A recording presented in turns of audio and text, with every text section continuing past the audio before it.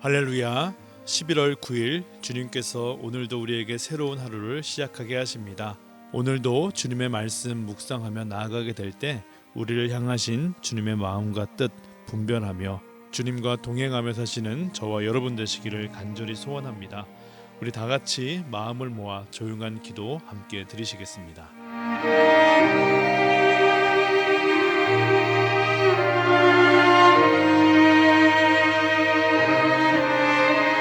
아멘. 오늘 우리에게 주시는 하나님의 말씀은 욥기서 21장 1절에서 16절 말씀입니다. 욥이 대답하여 이르되 너희는 내 말을 자세히 들으라. 이것이 너희의 위로가 될 것이니라. 나를 용납하여 말하게 하라. 내가 말한 후에 너희가 조롱할지니라. 나의 원망이 사람을 향하여 하는 것이냐. 내 마음이 어찌 조급하지 아니하겠느냐. 너희가 나를 보면 놀라리라. 손으로 입을 가리리라. 내가 기억하기만 하여도 불안하고 두려움이 내 몸을 잡는구나. 어찌하여 악인이 생존하고 장수하며 세력이 강하냐. 그들의 후손이 앞에서 그들과 함께 굳게 서고 자손이 그들의 목전에서 그러하구나.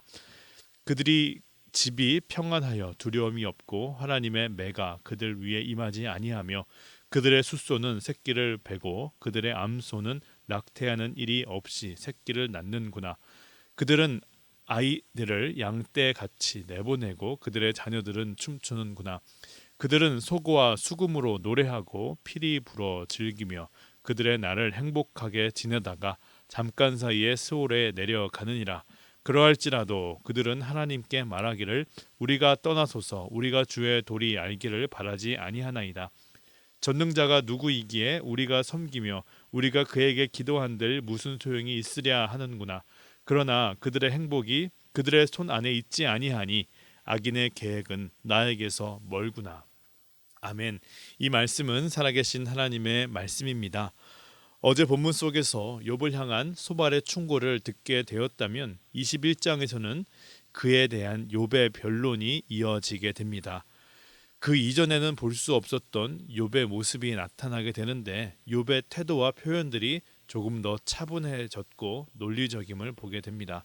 성경학자들은 욥이 친구들과의 대화를 거듭할수록 스스로 말하고 하나님께 기도하면 기도할수록 그가 깨닫고 배우게 되는 것이 있었다. 그래서 점점 더 깊은 믿음의 단계로 더 깊은 성숙으로 그가 나아가고 있다라고 말하고 있습니다.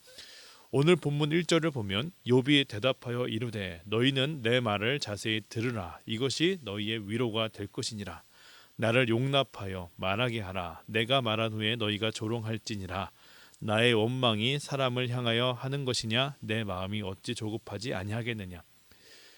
그러면서 욥은 너희들이 나의 말을 잘 듣고 나의 상황을 제대로 이해하게 된다면 놀랄 수밖에 없다. 그리고 손으로 입을 가리게 될 것이다. 5절 가운데 말합니다. 이 말은 욥이 하나님 앞에 어떻게 살아왔는지 그들이 그것을 알게 되고 또한 욥이 만난 이 고통의 크기가 얼마나 크고 두려운 것인지 그들이 정말 알게 된다면 놀랄 수밖에 없다. 그러니 너희들의 헛된 생각, 즉 하나님은 사람의 행위에 근거하여 복을 내리시고 화를 내리신다는 그 행위 화복의 주장을 멈추라. 손으로 입을 가리라. 이렇게 말을 하고 있는 것입니다. 욥은 이제 소발의 주장을 정면으로 반박합니다. 어제 본문에서 소발이 말하는 것이 무엇이었습니까? 악인들은 처음에는 잘 되는 것 같고 성공하는 것 같이 보여도 공의로우신 하나님은 그러한 자들의 형통함을 허락하지 않으신다. 결국 그들이 쌓은 것들을 무너뜨리시고 불을 내리셔서 부정하게 수탈한 모든 것들 삼켜버리시는 하나님이다. 그가 주장했습니다. 그러나 욥은 악인들도 장수한다. 악인들도 번성하기도 한다. 그들의 가축도 그들의 자녀들도 복된 삶을 누리기도 한다라고 말합니다. 욥이 말하고자 하는 핵심은 그가 악인을 두둔하는 것이 아닙니다. 그는 소발의 주장이 하나님의 섭리를 일반화시키고 있음을 지적하는 것이죠. 하나님의 뜻이 마치 수학 공식처럼 도식화될 수 있는 것이 아니라는 것입니다. 욥은 이어서 말하기를 그렇다고 그 형통한 악인들이 하나님을 신뢰하는 사람들인가? 그러나 그렇지 않죠.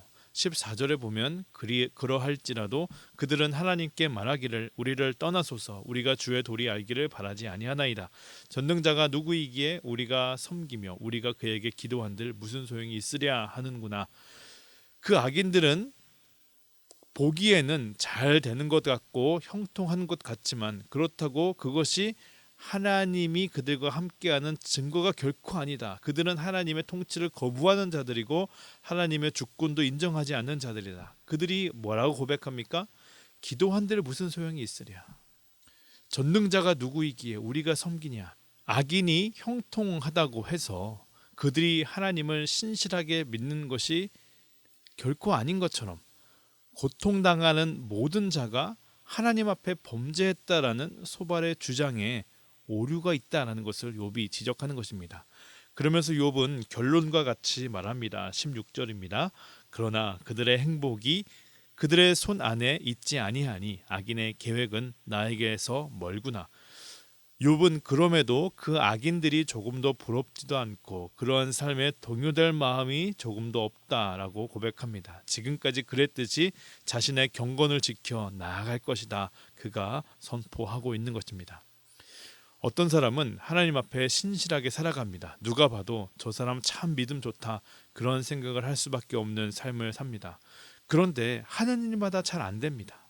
잘 안 풀립니다. 그에 반해 어떤 사람은 하나님을 믿지 않습니다. 정직하게 돈을 벌고 있지도 않습니다. 그런데도 떵떵거리며 잘 삽니다. 그의 자녀들도 다 잘 됩니다. 우리 주변에 그런 사람이 있지 않습니까? 욥의 말은 이렇게 하면 하나님이 복 주신다. 저렇게 하면 하나님이 망하게 하신다. 그러한 일률적인 도식을 따라가는 신앙이 아니라 이 모든 것은 하나님의 주권에 달려 있는 문제이기 때문에 우리는 그러한 것과 상관없이 그저 주어진 환경 속에 최선을 다하며 하나님 앞에 경건하게 하루하루 살면 된다. 이러한 말을 하고 있는 것입니다. 욥의 이러한 말을 듣고 친구들은 주춤했을 것입니다. 욥의 말도 맞기 때문이죠. 소발은 악인의 수명이 오래 가지 못한다 했지만 욥은 장수하는 악인들의 예를 드는 것입니다. 빌닷은 악인들은 후손이 없을 것이라 말했지만 욥은 악인들의 후손도 잘 사는 것을 말하는 것입니다. 엘리바스는 욥의 장막이 안전할 것이다 했지만 욥은 도리어 악인들의 집에 재앙이 없는 것을 보았다 이렇게 말합니다. 시편 37편을 보면 다윗이 노년에 지은 시로 여겨지는데 이 시편의 교훈이 오늘 본문의 내용과 이어지게 됩니다. 다윗은 의인이 고통을 당하고 도리어 악인이 형통하는 것 같은 모순된 현실 그러한 상황 속에서도 하나님의 주권적인 공의는 여전히 그 안에 있고 하나님은 다스리고 있음을 말하고 있습니다. 그래서 결국에는 하나님께서 그 행위에 따른 심판을 반드시 행할 것이다. 그러므로 성도들은 당장 악인의 형통과 번영에 대해서 불평하지 말고 인내하며 기다리는 것이 지혜로운 신앙인의 자세이다라는 것을 교훈하고 있습니다. 어떻게 생각해 보면 성경은 창세기부터 요한계시록까지 의인과 악인의 삶을 대비시켜 보여줍니다. 하나님의 길이 있고 세상의 길이 있다. 르호보암의 길이 있고 여로보암의 길이 있다. 좁은 길이 있는 반면 넓은 길도 있다. 어떤 길을 선택하겠는가를 우리에게 묻습니다. 그러나 아이러니한 것은 세상적인 기준과 그러한 시선으로 보면 악인의 길이 더 좋아 보인다는 것입니다. 그렇게 살면 더 많이 가질 수 있습니다. 그렇게 살면 더 높이 올라갈 수도 있습니다. 그러나 반면 의인의 길은 어떻습니까? 스스로 고난을 향해 걸어가는 길입니다. 손해인 것 알지만, 자존심 상하는 것 알지만, 사람들 보기에 손가락질 받는 길인 줄 알지만 눈앞에 넓은 길이 뻔히 보여도 좁은 길로 나아가는 삶, 그러한 모습들이 그리스도인의 삶의 모습이지요. 신앙과 현실의 괴리 혹은 모순이 일어나는 지점이 바로 이 부분이기도 합니다. 다윗은 시편 37편에서 이렇게 고백합니다. 악을 행하는 자들 때문에 불평하지 말며 불의를 행하는 자들을 시기하지 말지어다. 그들은 풀과 같이 속히 배임을 당할 것이며 푸른 채소와 같이 쇠잔할 것이미로다. 그러면서 그러한 모순적인 현실 속에서 믿음을 지키는 자들의 마땅한 반응, 지혜로운 삶의 모습들을 이렇게 제안합니다. 3절 이하를 보면 여호와를 의뢰하고 선을 행하라. 땅에 머무는 동안 그의 성실을 먹을거리로 삼을지어다. 여호와를 기뻐하라. 그가 내 마음의 소원을 내게 이루어 주시리로다. 내 길을 여호와께 맡기라. 그를 의지하면 그가 이루시고 내 의를 빛같이 나타내시며 내 공의를 정오의 빛같이 하시리로다. 여호와 앞에 잠잠하고 참고 기다리라. 자기 길이 형통하며 악한 꾀를 이루는 자 때문에 불평하지 말지어다. 분을 그치고 노를 버리며 불평하지 말라. 오히려 악을 만들 뿐이라. 진실로 악을 행하는 자들은 끊어질 것이나 여호와를 소망하는 자들은 땅을 차지하리로다. 그럼에도 선을 행하라고, 그럼에도 기뻐하라고, 그럼에도 여호와께 모든 것 맡기라고, 그럼에도 참고 기다리라고 말합니다. 그것이 결국 승리하는 방법이고 그것이 하나님께 영광 돌리는 삶이라고 말하는 것입니다. 욥이 말하는 것처럼 아무리 하나님 앞에 신실하게 살아도 세상적으로 보면 실패한 것처럼 보이는 인생을 살게 될 수 있습니다. 그러나 그렇다고 해서 하나님이 그 인생을 떠난 것이라는 증거는 될 수가 없는 것입니다. 하나님의 이름을 모르는 사람도 또한 정직하게 살지도 않는 사람도 떵떵거리며 사는 일들이 있습니다. 그러나 그 삶의 모습이 하나님이 그와 함께 계시고 그를 축복하신다는 증거가 안 된다라는 것이죠. 그러면 뭡니까? 어떻게 바라보고 이해해야 합니까? 결론은 우리는 알 수 없다 하는 것입니다. 그것은 우리의 소관이 아니기 때문입니다. 하나님의 영역이기 때문입니다. 그렇기 때문에 단선적으로 하나님의 섭리를 일반화시키는 것이 얼마나 위험하고 교만한 일인가. 우리가 할 일은 정해져 있습니다. 주어진 상황 속에서 언제나 우리와 함께 계신다 약속하신 그 말씀 의지하고 믿음 지키며 사는 것, 우리가 살아가야 하는 모습인 것입니다.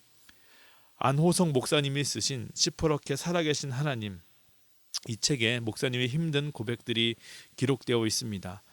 26 아내가 나에게 시집 와서 겨울을 4번 나는 동안 3남매를 낳았지만 단 한 번도 보일러 버튼을 눌러보지 못했다.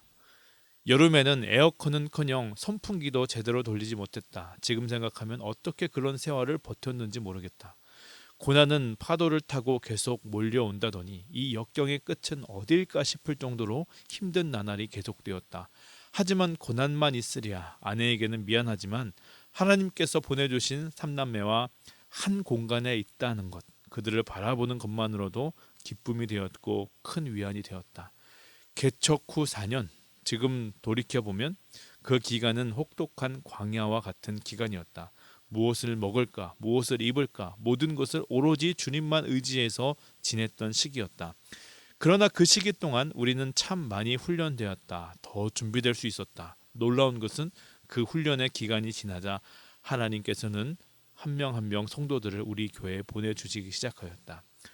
어려움을 버티자 주님이 지켜주신다. 그런 사람은 하나님의 때가 찼을 때 크고 위대한 역사를 이루는 응답의 주인공이 될 수 있음을 믿는다. 하나님을 잘 믿어도 어려움 찾아옵니다. 이해할 수 없는 고통도 만납니다. 악인은 형통하고 하나님 모르는 사람은 잘 삽니다. 왜 나는 이렇게 사는가?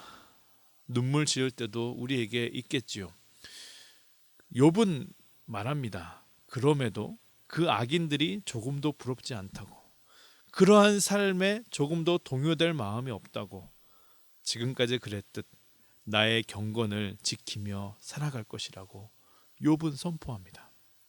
시편 121편의 고백으로 오늘 말씀을 마치고자 합니다. 4절 이하를 보면 이스라엘을 지키시는 이는 졸지도 아니하시고 주무시지도 아니하시리로다. 여호와는 너를 지키시는 이시라. 여호와께서 내 오른쪽에서 내 그늘이 되시나니 낮에 해가 너를 상하게 하지 아니하며 밤의 달도 너를 해치지 아니하리로다. 여호와께서 너를 지켜 모든 환난을 면하게 하시며 또 내 영혼을 지키시리로다. 간절히 바라고 기도를 드립니다. 주님은 아십니다. 주님은 졸지도 아니하시고 주무시지도 아니하시며 우리를 주목하고 계십니다. 우리의 상한 마음, 어려운 현실 앞에 신실하게 믿음 지키며 살아가는 이 모든 모습을 주님이 잊으실 리가 없습니다.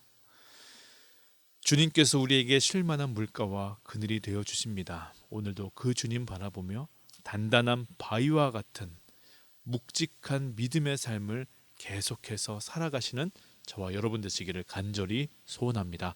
함께 주기도문 하시겠습니다. 하늘에 계신 우리 아버지여, 이름이 거룩히 여김을 받으시오며 나라의 임하옵시며 뜻이 하늘에서 이루어진 것 같이 땅에서도 이루어지이다. 오늘날 우리에게 일용할 양식을 주옵시고 우리가 우리에게 죄 지은 자를 사하여 준 것 같이 우리의 죄를 사하여 주옵시고 우리를 시험에 들게 하지 마옵시며 다만 악에서 구하옵소서. 대개 나라와 권세와 영광이 아버지께 영원히 있사옵나이다. 아멘. 우리 이러한 기도로 오늘 하루 열기 원합니다. 주님, 우리가 나아가야 할 그 길을, 그 방향을 우리가 모르는 것이 아닙니다.